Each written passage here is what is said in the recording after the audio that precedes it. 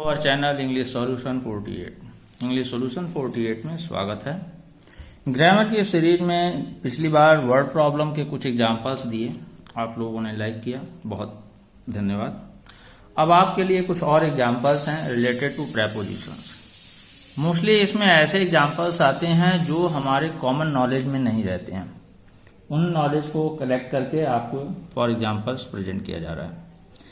तो जैसे पहला एग्जांपल लिखा हुआ है, द रिसेंट सिंपोजियम, जो हाल में गोष्ठी हुई है, ऑन सेंसरशिप पर इंडिकेटेड दैट, कि इंडिकेट कर रहा है, निर्देश कर रहा है या इशारा करता है कि टू रिफ्रेन विथ सेइंग और राइटिंग, कि हमें रिफ्रेन मतलब होता है बचना, हमें बचना चाहिए कहने से या लिखने से, समथिंग कुछ, अदर्स माइट ऑब्जेक्ट, जिसको कि दूसरे लोग ऑब्जेक्ट कर सकें। ये is a form of self censorship, और ये अपने आप का एक सेंसरशिप है, यानी हमें खुद अपने आप में निषेध कर देना चाहिए। तो अब एरर की हम बात करें तो यहाँ पे एरर जो है वो आपका बी पॉइंट में क्या है, तो हमारे पास जो शब्द आया है रिफ्रेन, बचना, फिर वर्ड है एब्स्टेन, एब्स्टेन मतलब भी बचना, और फिर वर्ड है प्रोहिबिट, तो प्रोहिबिट मतलब होता है निषेध। इन तीन वर्ड के बाद हमारा जो प्रेपोजिशन है वो हमेशा क्या होना चाहिए, फ्रॉम। तो एरर पॉइंट में जहां ये रिफ्रेन विद लिखा है वहां पर हमारा हो जाएगा रिफ्रेन फ्रॉम। क्लियर है? चलिए आगे पढ़ते हैं। तो नेक्स्ट एग्जांपल लिखा है, Ramu closely resembles to his father not only in physical features but also in habits, न केवल शारीरिक तौर तरीके में बल्कि आदतों में भी जो है अपने पिता से निकटतम मिलता जुलता है। रिसेंबल मतलब होता है मिलना जुलना। तो इसमें जो एरर की हम बात करें तो यहां पे एरर जो हमारा है वो बी पॉइंट पर है, ठीक है। और रिसेंबल मतलब शकल मिलना होता है, और इसके बाद किसी भी प्रेपोजिशन का प्रयोग नहीं किया जाता है। ऐसे कई हमारे वर्ड हैं जिसमें जैसे अटैक है, डिफेंड है, तो इनसे साथ किसी का भी प्रेपोजिशन का प्रयोग नहीं किया जाता। अटैक की बात कर रहे थे, इन्वेड बोलना था सेकंड वर्ड। फिर नेक्स्ट थर्ड लिखा है, Lata parted with her mother, Lata जो है अपनी मां से अलग हुई, with tears but the journey to Delhi amuse her, लेकिन जर्नी टू दिल्ली यानी दिल्ली तक की जो यात्रा थी उसको बहुत अच्छा लगा। तो अब एरर पॉइंट की हम बात करें तो देखिए, पहले तो कुछ नॉलेज की बात करते हैं कि हमारे पास दो वर्ड होता है, एक होता है पार्ट विद और दूसरा होता है पार्ट फ्रॉम।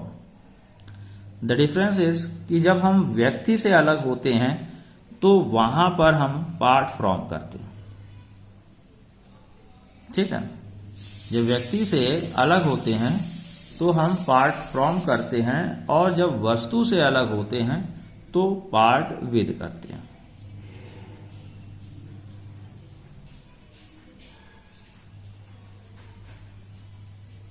क्लियर? तो एरर पॉइंट की हम बात करें तो यहां पर जो एरर है वो आपका सेकंड में। आप और एरर की बात करें तो ये जो विद टीयर्स है आंसुओं के साथ, तो वो आंसुओं के साथ नहीं होगा, वहां हो जाएगा हमारा इन टीयर्स। तो ये ऐसा एग्जांपल्स है जिसमें हमारे डबल एरर का प्रयोग किया गया। पेपर में क्या करना है वो नहीं, आपके सामने जो एग्जांपल्स है उनका इंप्रूवमेंट आपको दिया जा रहा है, आप इसको नोट कर लीजिए, ठीक है। पेपर में आपको इतने डबल कॉम्प्लिकेटेड एग्जांपल नहीं दिए जाएंगे। फिर फोर्थ नंबर में, found guilty on murder the accused was sentence to death. ध्यान रहे, एक्यूज मतलब दोषी को सेंटेंस टू डेथ, तो सेंटेंस टू डेथ होता ही है, सेंटेंस टू लाइफ इम्प्रिजनमेंट होता है। तो लाइफ इम्प्रिजनमेंट का मतलब हो गया उम्र भर की सजा सुनाई गई। तो यहां जो ये प्रेपोजिशन का रिलेशन है ये बिल्कुल सही है। एरर की हम बात करते हैं तो यहां एरर जो है वो ए पॉइंट में है, और जो ए पॉइंट की हम बात करें तो क्या है, तो देखिए ध्यान दीजिए, एक वर्ड है एक्यूज्ड, दोषी होना, कल्प्रिट मतलब दोषी होना, और गिल्टी ये भी अर्थ होता है दोषी होना। तो ये तीनों वर्ड के बाद हमारा हमेशा प्रेपोजिशन में यूज होगा, वो क्या होगा?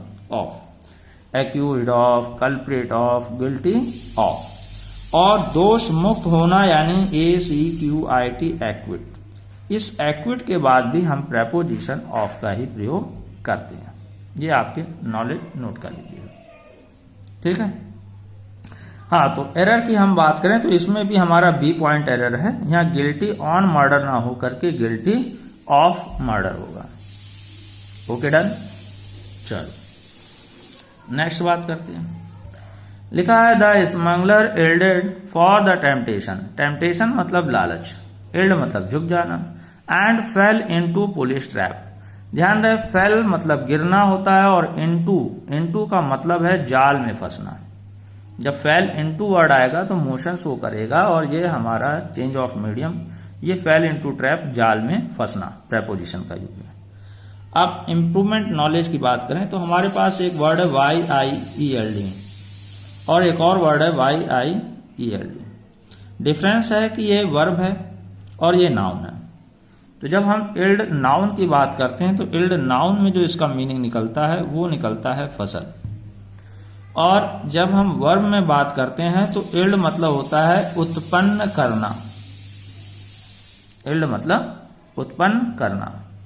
हाँ, एक और हमारा वर्ब के फॉर्म में आता है YIELD, इल्ड, और उसके बाद जब प्रेपोजिशन टू लिखा रहता है तो वो एक अलग मीनिंग लेता है। वो मीनिंग लेता है सकम या आपका सरेंडर, यानी झुक जाना, अपने आप को किसी दूसरे के अधीन कर देना। तो यहां वो लालच के आगे अपने आप को झुका दिया। तो यहां इल्ड के बाद फॉर का प्रयोग ना करके हमारा जो प्रयोग होगा वो इल्ड टू। और एरर की बात करें तो इसमें भी हमारा बी। क्लियर है? चलो गोइंग फर्दर, ये 6 नंबर पे लास्ट एग्जांपल लिखा है, ही लुक्ड अपॉन मी, उसने मेरी तरफ देखा। सही है। लेवल्ड आई, तो level eyed for a few moments, level eyed मतलब थोड़े समय के लिए, बिफोर ही स्पोक, कुछ कहने से पहले। तो ध्यान रहे, हमारा जो एक कॉमन वर्ड होता है वो आई लेवल होता है। आई लेवल का मतलब होता है आंख की सीध में,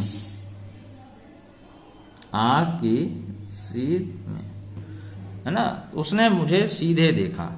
और ये लुक अपॉन का जो मीनिंग होता है वो होता है मानना, रिगार्ड करना, या परसीव, समझना। यहां पे ऐसा कोई भी मीनिंग नहीं निकल रहा है, न रिगार्ड के कॉन्सेप्ट में न परसीव के कॉन्सेप्ट में। जो मीनिंग आ रहा है उसने मुझे देखा, और नॉर्मली देखने की जो स्पेलिंग होती है वो आती है आपकी look at. Look at something, किसी और को देखना, किसी चीज को देखना। ही लुक्ड एट मी, उसने मेरी ओर देखा। ये आई लेवल को यानी एक आंख में या एकदम सीधे सीधे, फॉर अ फ्यू मोमेंट्स, कुछ क्षण के लिए, बिफोर स्पोक, कुछ बोलने से पहले। क्लियर है? तो एक नॉलेज की बात और बताना था कि रिगार्ड का प्रयोग जब भी कॉमन एरर में आएगा तो उसमें मोस्ट ऑफ द टाइम आपका एज का प्रयोग, मोस्टली, अब ये मोस्ट ऑफ द टाइम को मोस्टली समझ लीजिए, या 100% आप मान लीजिए कि रिगार्ड के बाद हमेशा प्रयोग आपका एज का होगा। तो where we have to answer regard, तो वो आप देखिएगा कि अगर एज आ रहा है और रिलेशन दे रहा है, मीनिंग दे रहा है, तो आपका वो आंसर होगा। ठीक है, आज के लिए इतना ही। Thank you very much.